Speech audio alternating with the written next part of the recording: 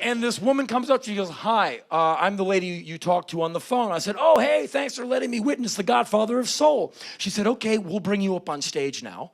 I said, for what? Oh, for the press conference. I said, no, James Brown is doing the press conference. I'm just gonna stand and watch. She said, oh, no, we need you with Mr. Brown.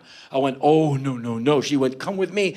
And I've been so whipped by women in my life, I just kind of go, okay. And so she pulled me on stage, and I'm walking closer and closer to James Brown, and I'm remembering that I have rehearsed for this moment so many times in the mirror. Mr. Brown, my name is Henry Rollins. It's an honor to meet you, sir. Mr. Brown, my name is Henry Rollins. It's an honor to meet you, sir.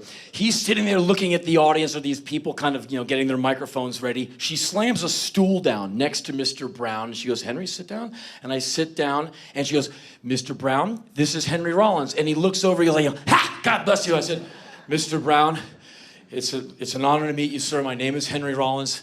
And, thank you for all the great music. And he kind of went, yeah, right. And like, God bless you. Ha.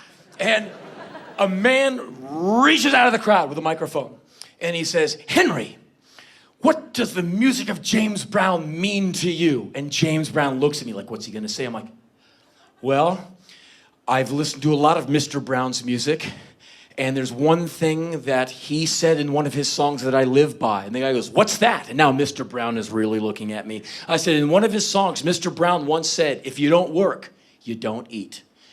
And I live by that. And James Brown goes, ha! I did say that! And hugs me. I'm like, the Godfather of Soul is hugging me.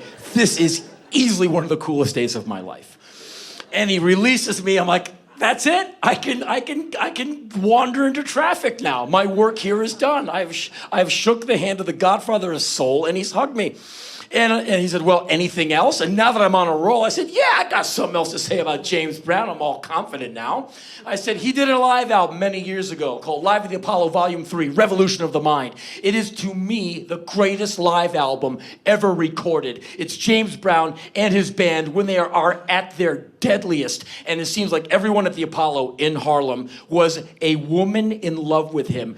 When he's not singing, he's obviously dancing. All you hear is just,